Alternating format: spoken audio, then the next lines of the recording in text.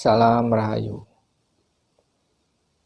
Selamat berjumpa kembali dengan channel Spirit Cirebon, para sahabat Spirit Cirebon dan juga para pemirsa Indonesia dimanapun Anda berada.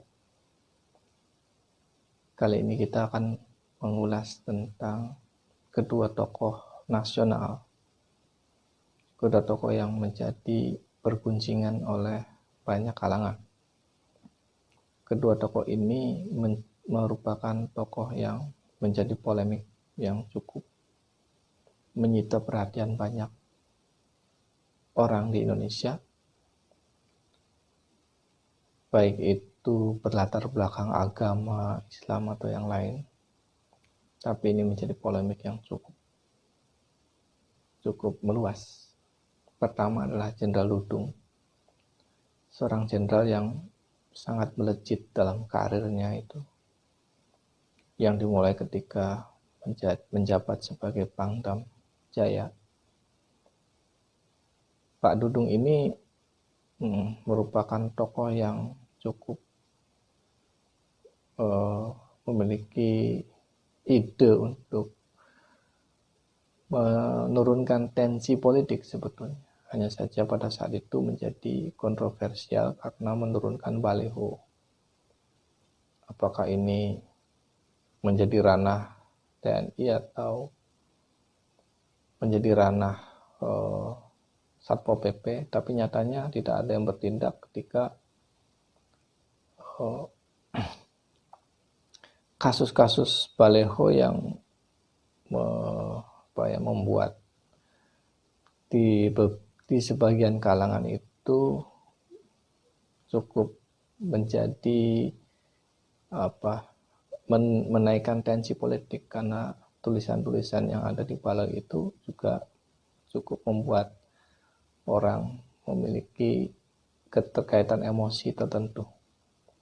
Yang ini juga menjadi, kalau dibenturkan dengan negara, ya akan menjadi problem. Oleh karena itu mungkin apa yang dilakukan oleh Jenderal Dudung itu adalah satu upaya untuk menurunkan tensi politik, mencegah daripada lebih baik daripada akhirnya akan berdampak buruk pada bangsa dan negara. Dan kedua itu ya, saya melihat atau dan juga mungkin masyarakat Indonesia juga melihat dari wawancara di podcast Deddy Kobuser ya, tentang agama apa saja itu benar, ya menurut versinya ya benar, versinya masing-masing. Dan kita juga tidak perlu untuk ngurusin apakah versi orang itu ya untuk dinilai oleh kita atau tidak perlu. Bagi kita paling meyakini apa yang kita yakini, kan itu sudah cukup sebetulnya. Jangan mendalami agama terlampau dalam, itu juga mungkin kutipan-kutipannya dipotong sehingga itu memunculkan polemik. Dan ini bagi saya sebetulnya persoalan itu bukan persoalan yang harus menjadi perdebatan yang sangat serius, karena arahnya apa yang dilakukan oleh Jenderal Dudung itu kan sebenarnya untuk menyatukan semua kalangan. Hanya saja mungkin kurang dipahami oleh orang-orang lain yang kebetulan mungkin secara emosi berbeda. Dan saya melihat Jenderal Dudung ini memiliki tingkat spiritualitas yang cukup tinggi dan di atas rata-rata manusia Indonesia. Oleh karena itu saya membincangkan profil Pak Dudung ini menjadi profil yang cukup fenomenal di pentas nasional. Yang kedua adalah Buya Syakur Yassin, adalah seorang kiai yang sangat cerdas, namun memaparkan beberapa pendapatnya itu ketika pendapatnya disampaikan di Mabes Polri itu menimbulkan polemik di tingkat nasional.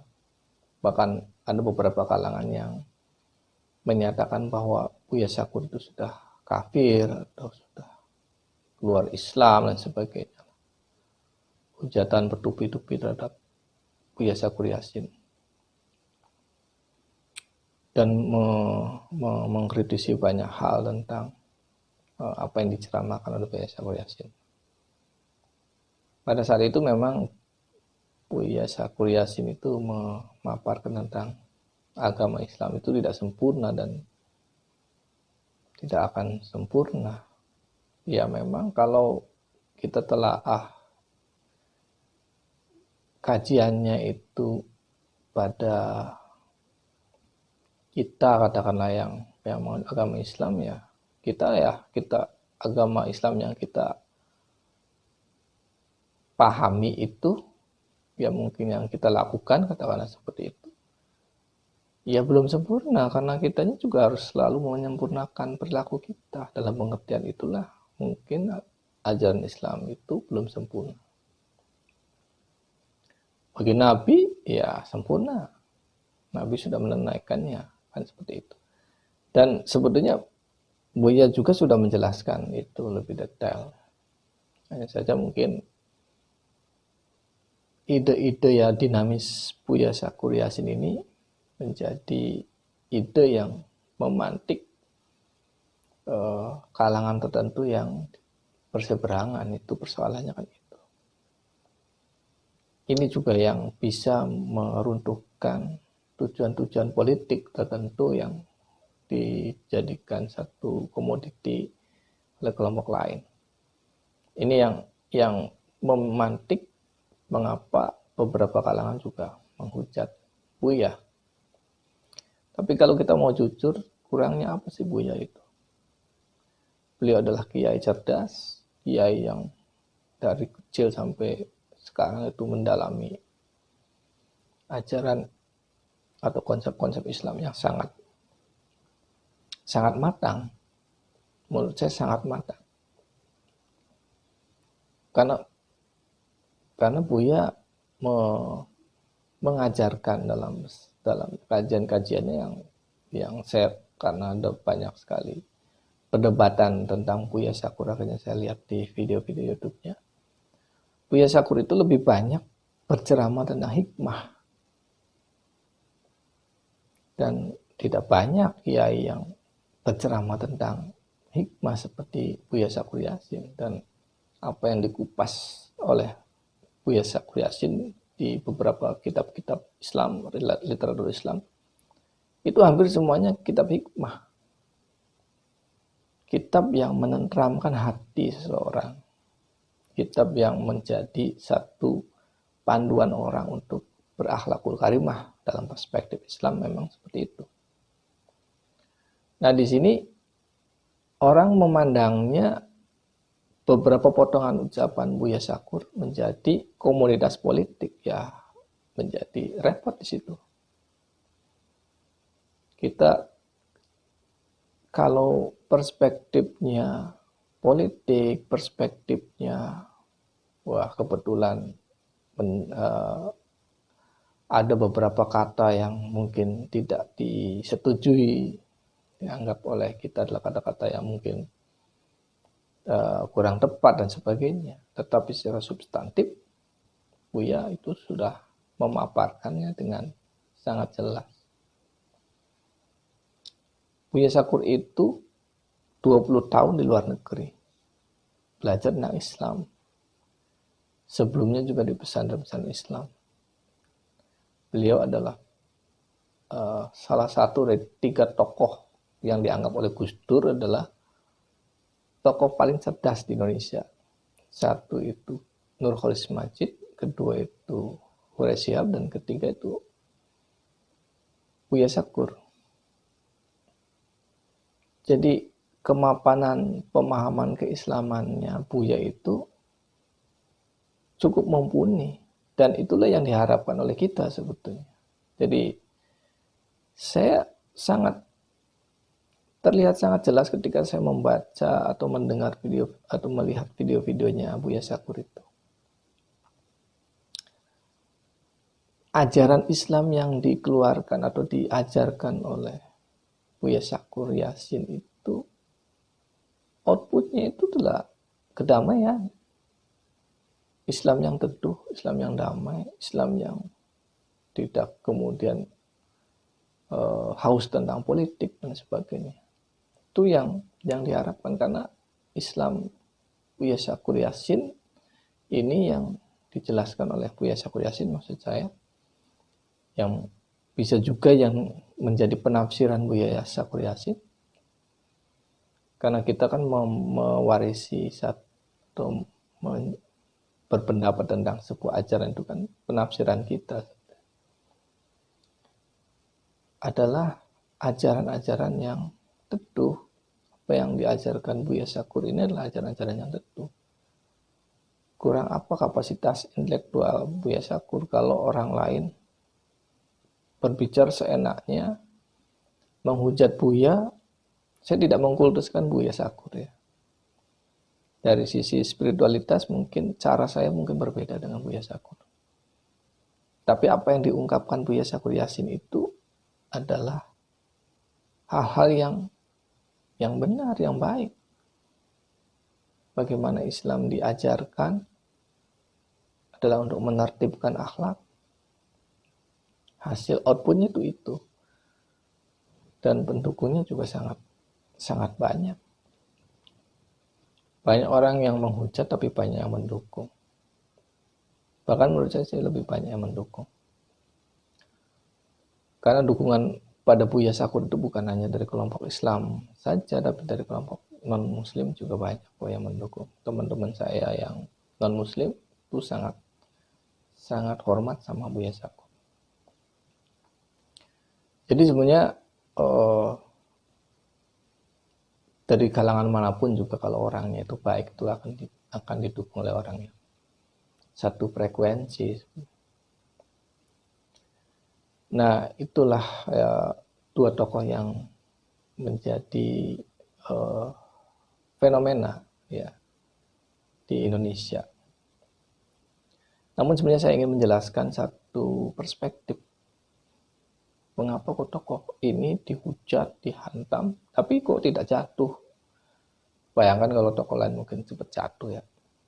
Kiai lain juga mungkin cepat jatuh. Kalau Buya Syakur, kok Jenderal Dudung kok santai-santai aja gitu. Ada apa ini? Punya apa Buya sama Pak Dudung ini? Pak Dudung ini punya apa ini? Kok bisa dihantam? Kok nggak mempan gitu. Ya setelah saya baca, saya lihat secara metafisis ya, Pak Dudung sama Pak Kiai Buya Syakur itu adalah masih terah Siliwangi. Jadi dua-duanya itu masih terah Siliwangi, masih darah biru kalau dikatakan darah biru. Walaupun sekarang tidak ada kasta ya, saya juga tidak menyetujui adanya kasta dilegalkan formil di masyarakat. Namun ya sebenarnya ada Pak, banyak orang yang memiliki kasta atau turunan Siliwangi tapi kan tidak muncul atau tidak menjadi tokoh. Ya karena ini kebetulan saja bahwa kedua orang ini dari jalur keturunan Prabu Siliwangi tapi muncul gitu aja, sehingga ini kan diperdebatkan dan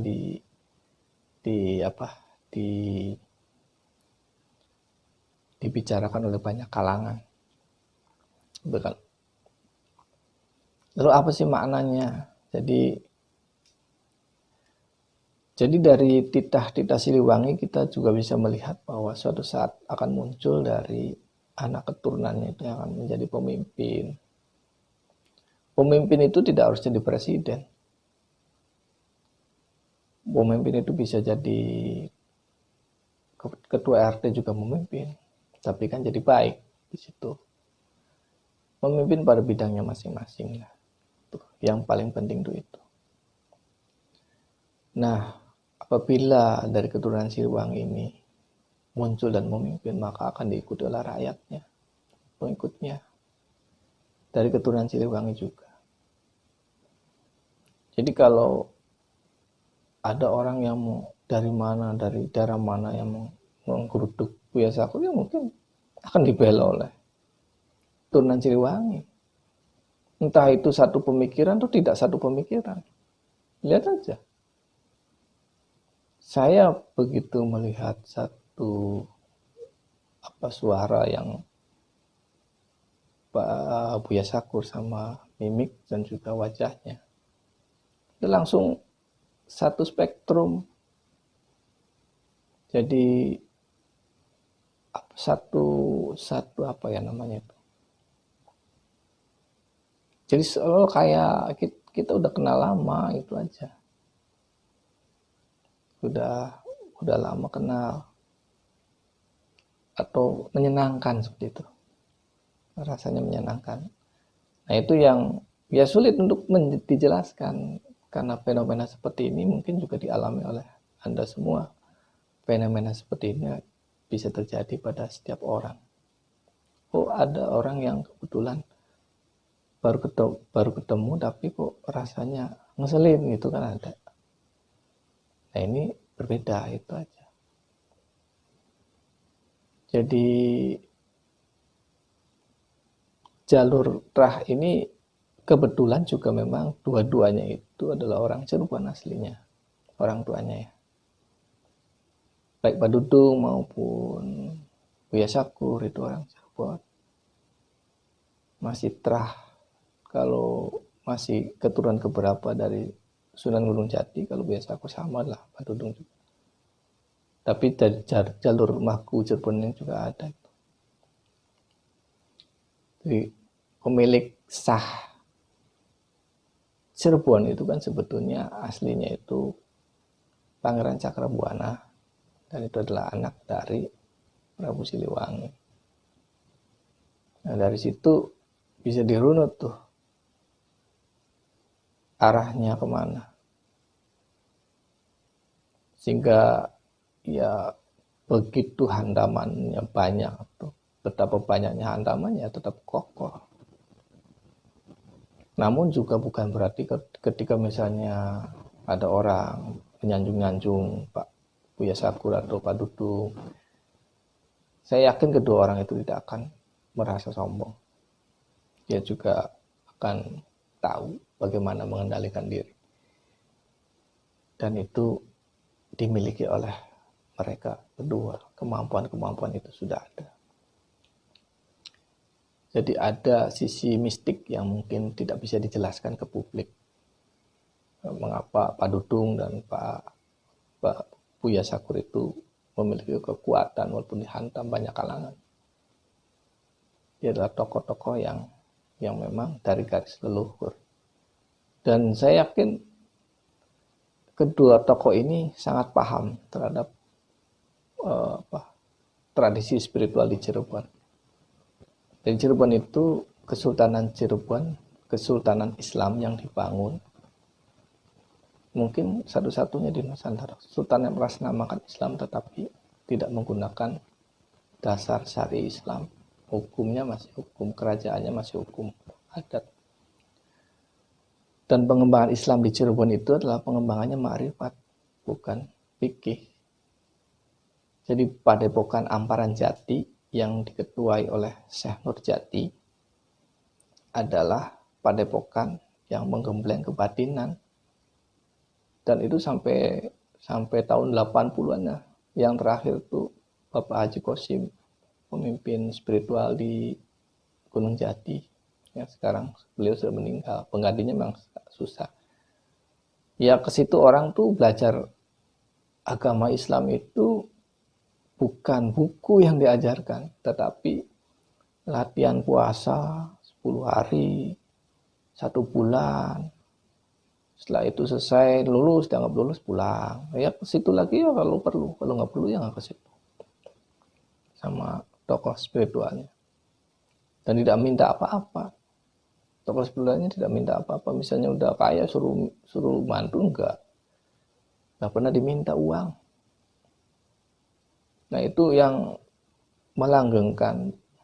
Jadi mengibarkan Islam di Cirebon itu adalah Islam Ma'rifat yang tidak berbenturan dengan tradisi-tradisi spiritual Jawa di tanah Cirebon juga, karena pengembangannya itu berbarengan. Coba lihat, cek tuh elang-elang di Cirebon itu, tradisi Jawanya masih kental. Jadi itu berbeda dengan mungkin kerajaan-kerajaan lain yang mengatasnamakan Kesultanan Islam. Setidaknya dari Demak dan kerajaan-kerajaan lain itu menjadi Kesultanan Islam yang menggunakan dasar-dasar syar'i ya. Dan saya tidak ingin masuk pada perdebatan itu. Setidaknya sejarah yang terjadi itu seperti itu. Cirebon menghormati tradisi-tradisi lain, tradisi-tradisi leluhur, tidak berbenturan dengan apa yang agama yang dianut oleh masyarakat Cirebon, misalnya Islam, tapi berbarengan dan berkembang bersama-sama. Itu saja dari saya, ulasan dari kedua tokoh yang fenomenal dan juga mungkin menimbulkan polemik, tapi saya yakin kedua tokoh ini tetap akan besar dan tetap berkibar hingga akhir hayat. Ya, itu dari saya. Salam Rahayu.